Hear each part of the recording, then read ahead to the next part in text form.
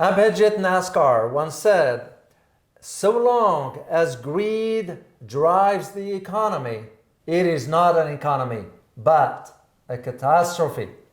Keep this in mind as we discuss today how bad decisions made by the government trickles down to the average citizens, especially when it comes down to the economy, like what we are witnessing with the energy crisis in Europe. My name is Dr. David Walaloo. And my name is Elizabeth Ann Stewart. And you are watching Geopolitics in Conflict. Now staying in Europe, tens of thousands of protesters gathered in the Czech Republic against the government, the EU and NATO. The crisis between Russia and Europe, sparked by the war in Ukraine, has taken yet another President turn. Putin says the sanctions imposed on Russia represent the biggest current threat to the And the world UK economy. government announced a freeze on gas and electricity bills for the average household. Reports as well, predictions from other financial groups that inflation rate could surpass 13%, hitting 18%. Announcement that it is unilaterally stopping gas deliveries to certain EU member states. People are going to have to choose between eating and keeping themselves warm, and there's going to be deaths. All right, I know. It would be remiss if we didn't say that some people may have seen something like this coming. You're absolutely correct. And this is what the trends are all about. Absolutely. If you know what to look for. Absolutely. It's because when you think from a geopolitical perspective, when you think about the importance of oil and energy as a whole, now you realize why Europe is going through it's almost like an economic phase going down. Yes. That's what they're going through. Well, and not even just a downturn, because, people have been talking about and predicting downturns for kind of a while, right? But now it's actually hitting people very hard. So in Europe, one of the things that we're about to dive into is the protests that are happening because energy prices are so high. And it's not some nebulous thing to think about high energy costs. The reality is, where does the government expect that money to actually come from people? And how could they have foreseen the policies that have been enacted in the last, let's say, couple of years, how they could have created what we're looking at today? Yeah, because this kind of problems don't happen overnight. They don't happen overnight. Yeah. It takes time. Yeah. And this has been in the mix. So this is what we're going to be talking about today. But also the idea of how, what I found very ironic is that Western media is not covering what these demonstrations are all about. So to me, it was like kind of cherry picking what to let the viewers see. So this is what we wanted to get, just to give you an idea of what's going on the other side of the Atlantic. As we say, we dive into our research from different sources, and we wanted to provide, of course, the big picture, because the conversation is not only about protest itself, but what is the meaning of it moving forward? Well, and how one of the things that is most interesting to me about what we do here on the show, and something that you've been doing for a very long time, is the fact that there are direct reasons why things happen, right? There's cause and effect. There's cause and the consequence of that effect. And so, as the protests are a symptom of the greater cause. And one of the things that's been happening is, everything that has caused Russia to stop delivering gas. gas. Yeah, that's true. It's because Europe depends on gas a lot from Russia. Well, they depend on it. You know why? It's a cost-benefit analysis. Absolutely. It's because it was cheap. It was the cheapest gas they ever get. And Russia, because they produce a lot, Russia produces about 300 billion cubic feet. Which is huge. A lot. Yeah. And Europe uses about 30. You can just see that. So, and that's back the question why, for example, China and India refused the pressures from the West by saying, well, no, you have to stop purchasing oil from Russia. They said no. Why? It's because the interest of the country comes first. So they won't have, India and China in this case, won't have protests like what's going on in Europe. And we're going to provide examples. For example, in Czech Republic, we're going to provide example with Italy, UK, Poland, and I believe France. Yes. But we'll focus only on 2 or 3. And this is why we wanted to highlight this and address this issue from not only geopolitical but economic and what it's going to do to the finances of people. Before we delve deeper into this, I want to share something quickly here before I forget.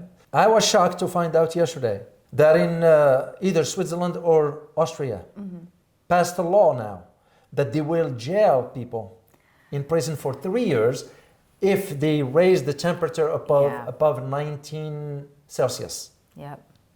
This is in the heart of Europe. I know. And I was like, whoa. Well, so here's the thing about policy, right? So the policy, that's the trickle down effect, right? So the reality is that you can't, cool your house, right? Or heat your house in the winter, because there's the reverse of that's coming. Of course. The reverse is coming is heating your house in the winter. But to jail somebody for turning their thermostat, that's a fairly extreme policy, don't you think? Yeah, but it tells you also where things are headed. Yeah. To me, I look at this as a sign where things are headed. And that's exactly what the quote said. Yeah. It becomes a catastrophe. What catastrophe for whom? For the masses. Exactly. Yeah. And this is where things, I see it going. That's direction. already, so it's been a very interesting thing here in the United States to be talking about the push towards electric vehicles, because especially in California, there's a huge push towards electric vehicles. The problem is that the power grid in California can't handle the current load that it has, right? The power grid in California can't even handle people turning on their air conditioning in the summer. So how are they supposed to also charge a fleet of electric vehicles? So there's been a very interesting push for all of these economic policies, or all of the policies. I mean, there are differing opinions on whether the Ukraine and Russia situation should be happening, and depending on who you're listening to. But the reality is that the grid cannot handle, in California even, cannot handle all of these electric vehicles. So it's very interesting what the narrative is versus what the reality is, and trying to implement the narrative policies. So for example, we covered this at the end of last year, how Germany was shutting down its nuclear power plants. Well, you're right. It turns out that's not a great idea, because then people don't have electricity. Yeah, and that's exactly what is happening now. And we look at it from the perspective of these protests and demonstrations. Yes. When you look at 70,000 people in Prague descending to the streets, right. That's not a small number, one. It's not. And second, makes you wonder, how far can you push? How much people can sustain or take before it said enough is enough? Well, so from a human behavior standpoint, because that's my life passion. So from the human behavior standpoint, something big changes occur. Wars typically occur, regime changes, governmental changes typically happen when people get pushed to a point of desperation where they can no longer survive. So when you push people to that point, they're going to react. And, that's just historical. That's just historical fact. That's historical data. And so, we always talk here about, we would like peace. We would like the world to be a really great place for people. Let's dive into some of the interesting facts of this. Of those protests, right? Yes. So the European Central Bank interest rates. So do you want to talk about that for a second? So the European Central Bank interest rate hike is the highest hike that's been in at least 20 years. Wow. So German Finance Minister Christian Lindner told the Bundeslag House of Parliament that the first priority is fighting inflation, because otherwise it will wash away our economic foundation. So there's a big tie here between what's happening and hyperinflation that's happening in Europe. Because it's not just happening in the United States, it is in fact happening in Europe. In Europe as well.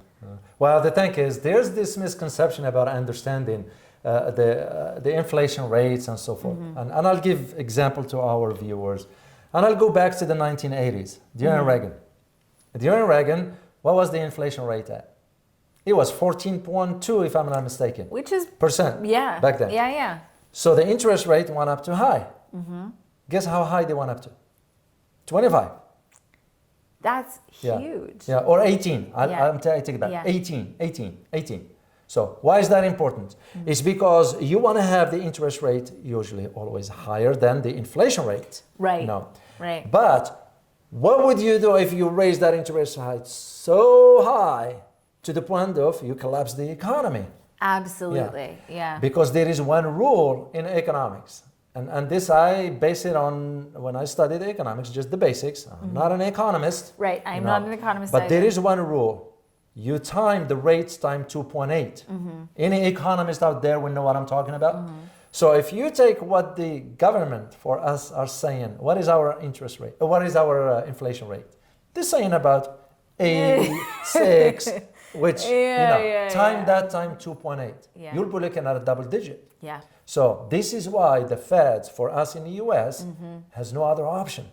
But they know, Yep. because they have no other option, if they raise interest rates so high, it'll collapse the economy overnight. Yep. And this is exactly what Britain is now embarking on. So Britain's got some very interesting Oh. policies coming up Yeah. about this. Liz Truss, man, that's an interesting deal. So we have a course, and during class 3 that we were teaching, if you guys want to check out the course, the link is in the bio. It's called Secrets of a Rapidly Changing World. And we were talking about, or you were talking about, the fact that the UK has had 3 prime ministers in the last 4 years. 4 years. Yes, actually, there are 4. 4. That's how bad Yeah. it is, which tells you right there. FYI, Liz Truss was not elected by or selected by general elections. Yeah. She was selected by the Conservative Party. So you get one group of people versus the majority. Yeah. You know, let alone one thing that triggered my concern about her statements, and I read through all that. One of them is says, well, I am going to lower taxes for the Brits. I thought that was a very interesting thing for Yeah, her to yeah. say too, and she's Yeah, gonna have to. She has no idea what abandon she's that. talking about, because she will be forced to Right. reverse course, because she's going to find out or learn the hard way. Yeah. Because the central bank in England is going to raise interest. Yeah. As a matter of fact, I did find in the UK one of the protests that went down about the energy prices. Because the UK people are paying high prices for energy, and this like Very high. we've had it right there. You know, thousands of people have taken to the streets in the UK to protest against the sharp rise in energy prices. As cabinet minister said, the government could not completely nullify the increases. Yeah, so that's what seems to be happening, right? Is the government is going to try and basically subsidize or nullify what the energy costs are. The problem is that money has to come from somewhere. Somebody has to pay for that. Somebody has to pay for it. And after the last few years, the economy in the Western world is not stellar. The economy of the United States is in very, very bad shape. The economy of I'm going to go and say all the countries in Europe are in bad shape also. And so where does that money come from? Right? And so lowering taxes, the thing is people are going to get charged either way, right? So they're either going to get charged for their electricity, or they're going to get charged in taxes. The money is going to come from them either way. So I want your opinion, David, on the situation because a lot of this is happening because turns out nothing's coming from Nord Stream 2, and Putin said that nothing is going to come from Nord Stream 2 unless these sanctions are lifted. And he's right. He's right, because to him, I have argued this few months ago, knowing what I know, is the idea that just between China and India, Russia can make up the difference. Yeah. Just between these two markets. If they only know the sheer size of the markets in both India and China. They're huge markets. And next week, or next 2 weeks, whatever, I'm going to be talking about this energy security regarding our course. And I'm going to address this kind of points. Yeah. So that's because it's very important. So Nord Stream 2 was going to pump more gas into Europe. And this is why you're seeing the reflection in the streets. In Italy, for example, Do you know what people end up doing in Italy? In Naples mainly. They end up going near the city hall, okay? They created a fire pit and dump all their electric bill there saying, we are not paying it. And not paying it because they're bad people, but not paying it because they can't pay it. Yeah, they're not paying it because the prices went astronomical for them. You know, some people, especially when they get older, they live on a budget. Yeah. I was shocked for me personally when I got my electric bill at $600. I don't pay $600. I know, mine And I was too. like, wait a minute, how this came to be? When the gas prices even went up here. And I was like, you know, I pay attention to this stuff, but I understand also where this is coming from. An average Joe or average Jane might not understand those dynamics. And this is where the Europeans are finding themselves. That's why I feel comfortable enough to say the collapse of the European economy is inevitable. Yeah. No matter how they look at it, it is inevitable. Why? Because they cannot survive without Russian oil. Yeah. Because it's cheap. And proximity is closer. Proximity is. Oh, yeah. Absolutely. Yeah, geography plays a major role in this. And if you take this into consideration, consider what's going to be happening when that ice melts in the Arctic with about 90 billion barrels of oil under the seawater, with Russia and China having access to it. Yeah. You can just see the trends where things are headed. And this is why we wanted to address this topic, because first of all, it's not covered. It isn't being covered. I looked, Absolutely. and I know where to look. Yeah. I looked here. There's no coverage. Yep. No coverage whatsoever. Well, quite frankly, this is not too different. The things that are happening here are not too different from what's happening there. And so it's been interesting to hear, you know, there's not much talk about gas prices anymore. There's not much talk about that in the news cycle. So the news cycle has changed what they're talking about right now. Well, that's the idea of, you wouldn't know this more than, that's not my area, but you wouldn't know this more about manipulation. Yeah. That's where it comes in. Because I've always turned this into the basic thing. And the basic thing is average Joe, average Jane worries about dinner. Yeah. Do I have anything to eat for dinner tonight or not? Yeah. You know, foreign policy and all the other stuff becomes, you know, in some other world, whatever. So. Well, that's why we always talk about, you know, take this information and use it to the best of your ability to grow your own life, to make your own life something stronger to withstand what's coming. You know, we have a changing world order. That's what's happening. A lot of very intelligent people are talking about how the world order is changing right now. And this is one of those things. You know, the relationship, and you can speak to this, the relationship between Europe and Russia has been strained for some time. For some time, yeah. But this is different. Yeah, this one is after the fall of the Soviet Union in 1991, of course, the policies have changed towards the East. And to me, and I don't shy away from saying this, it was the whole idea of what triggers conflicts. Because here is the thing, just to tie this to energy. And the reason why you need to understand this, because it ends up impacting you at the gas pump. We all are. Yeah. You know, I was like floored when I saw a gallon of gas here in Texas at a $4.75, whatever. We don't see those kind of prices here. You know, it's kind of, that's the reason why we talk about this one here. And it was that idea also that how much any type of conflict, you know, this is why geopolitics, or specifically the energy security, is susceptible to any conflict. Yep. Small or large. Yeah. That's and we are witnessing this before our own eyes. What makes this very complicated is the shift into the geopolitical landscape. Because this is a historical moment where we are at. As painful and as sad it is. You know, I wasn't born in World War II time. Yeah. I'm not that old yet. I'm getting there, but you know, it's just part of it. But I didn't witness that when the world settled after World War II, and the victorious countries divided the world according to their whatever. Right. The U.S. emerged, and it's been at the top of every pecking order ever since. Right. But now we are witnessing that end of that journey is getting closer. It's almost, I feel like I wrote in my Russia book, that is the U.S. on its last leg. of its hegemonic journey. And it looks that way. And this kind of crisis Yeah. highlight the shift in the global landscape. Absolutely. Yeah. And I appreciate that you brought that up, because that is, you know, thinking about history linearly. I'm not even sure why anybody thinks that history is linear, right? History is cyclical. And you're right, they're about 80-ish year blocks. There are a bunch of very smart people who are talking about this also, that we are kind of at the end of that block.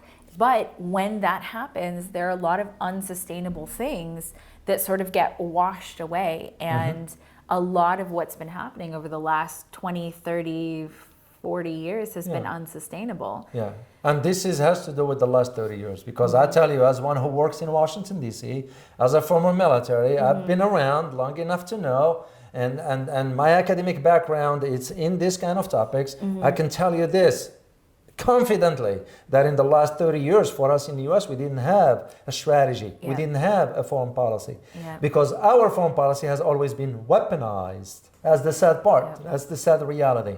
And that at some point will not be sustainable forever. No, it's going to come to an end, but and this is what you are noticing, what you're noticing in Europe. There are those who say, well, are the Europeans waking up? I mean, I think so. It looks like it, because I have family in Europe. I talk to them and all that stuff, and what they're telling me is kind of like, we had enough of this. We are looking at our monthly expenses. It's beyond what we can afford. So, and what they told me was this: how much can we cut? You do a budget, and how much can you cut? It's like a government spending. If you don't constrain the spending, how much can you spend? And we are into that direction, let alone our national debt is over $31 trillion. Include unfunded liabilities. I'm going to pile those right on exactly. there. At some point, that's, by the way, that debt will have to be repaid one way or another. So what I found very interesting as far as the trend is that you don't have one specific country now. You get pockets now. Even Poland. I found that the protest in Poland, they gathered over what they, did you see what they put? They put the pots and pans, pens outside energy company called E.ON. Headquarters in Nottingham, whatever. Nottingham? Something like that. As anger grows over the energy price cap cost. Because people can only take so much. There's an interesting human behavioral phenomena, and that is loss aversion. It's more satisfying to not lose $5 than it is to find $5. So people get more pleasure and satisfaction from keeping something than from gaining that exact same thing. So that comes from the fact that we don't like to lose things. We don't like to lose things that we have. Like we don't like to lose the freedom to change your thermostat. We don't like to lose the freedom to drive around and be able to afford to get from one place to another, right? People like to hold on to the things that we have, and people are very loss averse. And so anytime you have something like what's happening right now, where there really is like a big loss. That is true. And it's a reasonable one, because it's reasonable to want to be able to, heat or cool your home. It's reasonable to want to be able to have affordable groceries and food. That's all very reasonable. That's all survival level stuff. People don't want to lose things that will help them survive. And so it's interesting to watch people start to pay attention to some of the stories that they've been given. One of the things that was being talked about was that people were tired of wars in other countries, specifically what's going on with the Russia-Ukraine situation, that people were starting to request that their government actually take care of them. What is your take on that? Well, because that's what the role of a government is all about. We look at it in our constitution, for us, the government for the people, by the people. Right. But majority of us Americans do not understand the content of that. That means, in a simple language, if you happen to be an American watching this, that means basically the government ought to govern based on the consent of the people. Yeah. You know, do I want my tax money to go dispersed in some la la land? No, because we got issues right here at home that we need to take Very care of. massive issues. Yeah, do we want Very our massive country to issues. carry this massive debt that we have? No. No, because ultimately Yeah. it's not sustainable. And I think No. that that's what people are really starting to realize. And that might be a nice close to this show, is that people are really starting to realize that the way that the policies have been structured, like you were saying, you know, what there in some cases there is no policy, That's but the right. ways that it's been structured are not sustainable, and we're watching them Yeah. sort of crater in on themselves. There is one thing I'd like to add before we close this, Okay. is that the way I see the trends is that once you start hearing the conversation among the protest or in the protest or demonstrations, whatever you call it, turn into political aspects, then you know something else is coming. Why am I saying this? Because in the protest in Prague, they are asking for, we done with NATO, we done with the EU. I saw That tells you yeah. where the trends are headed, and that's what I foresee. The change is going to happen first in Europe. I bet you this, because Europe is known for that one. So, Yeah, but again, people can only take so much. absolutely. So, leave us some comments in the comment section. We'll be happy to answer some of those comments if you like. And as we always say, prepare yourself for the changing world order. Till next time. Bye bye.